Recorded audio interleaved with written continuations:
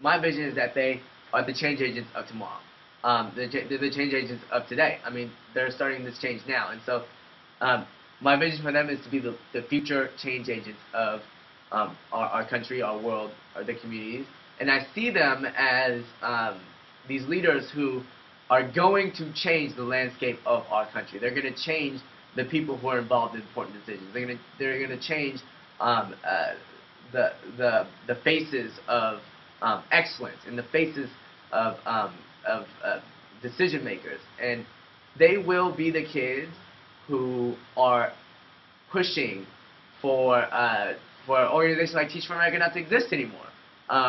Whereas we don't have to have an organization like Teach for America, because my kids will be the ones who are thinking about like how they can implement those changes and start having great schools for all children, so that the one day that Teach for America always envisions is here, and they will carry out that mission where they will be the ones to change the fact that we have all these organizations and charter schools and all these things where it's here because of the education equity that we have, and that's the vision for my kids. And here's how I see it playing out now.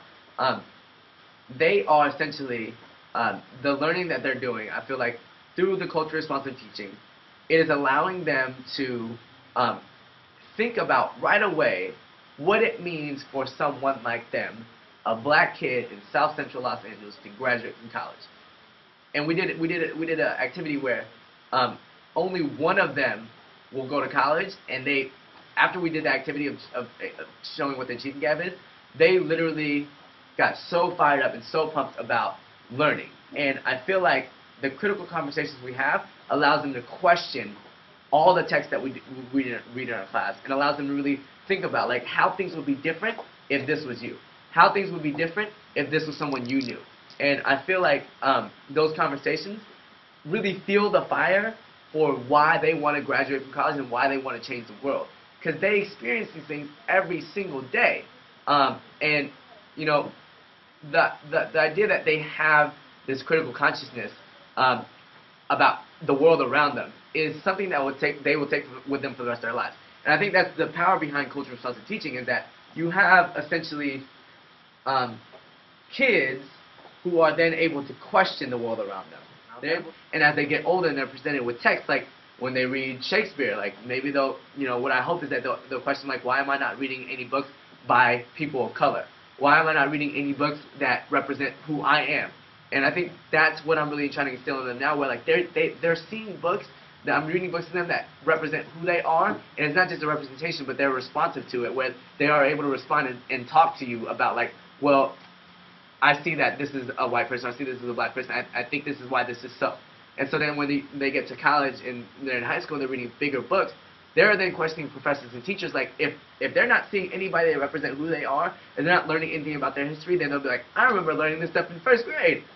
You're not including, you're not including these very important valid points from these authors or people of color that really would add to our conversation. I feel like that's that change that I see them doing, and then once they're able to do that in their own lives, when they graduate from college, they take that and use that in any way they can. But whatever they do, they will always change.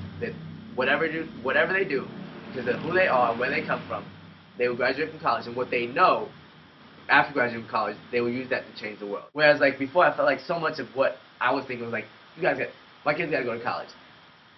That's just to and through college. That's it. But like now, it's like they need to know why they gotta go to college, because when they get there, even if they get to college and they're like, say they're achieving academically, every single grade level, every single year, and like they're doing great, they get to college and boom, everyone is white. How do you, as a student of color, in a setting that is not, you're not used to it because you're never, growing up, you live in a segregated community of Los Angeles where everyone's either black or Latino. You get to college, everyone's white.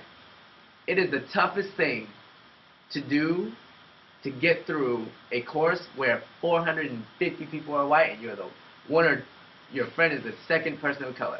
And I feel like this is when going beyond like the scope of what we think of as teaching is, where it comes into play for our kids specifically, is because oftentimes teachers think about this kind of like bubble they're in, like this box, right? Where if I'm able to meet this academic standard, if I'm able to achieve this goal, my kids are gonna be good at the end of the year. They'll be able to move on and they'll be able to be on grade level. But if we really want to change our kids' lives, we need to start thinking about how we can do things that are outside of this box, above getting them to academic standard, above getting them to academic benchmarks, that will really transform their lives. Because when they get to college, when they get to high school, and they're going to be faced with these challenges, they really need to know who they are and a history of their people, and what it means for them to go to college and graduate. The number one advice I would probably give core members is really know why you're here. Like, have a great understanding of why you're doing this. There are going to be some days where it gets really, really, really tough. And you're going to have some days where it's like really great, and you just have days where it's up and down, up and down. And I think what keeps you going is your underlying reason for why you do what you do every single day. I feel like, you know, if your reasoning for why you do this is very, very strong, like you, within 60 seconds on an elevator, you can tell someone exactly why you do every single day. I think that if you can do that, then no matter how hard it gets, no matter how many hours you have to spend lesson planning, no matter how many weekends you have to spend at school, no matter how many papers you have to grade, I'm only smiling because I'm thinking about everything that I'm doing. But like, it doesn't matter. Like, the time commitment no longer matters because the reasoning behind why you do what you do is so strong that you are willing to do anything to make sure that your kids are going to get the best teacher they get every single day. Anything. It doesn't matter. Like, so when you have a tough day, you know, you can think about, like, okay, I remember why I'm here. I remember why I do this. And that's what will bring you back the next day. And that's what will bring you back even stronger the next day.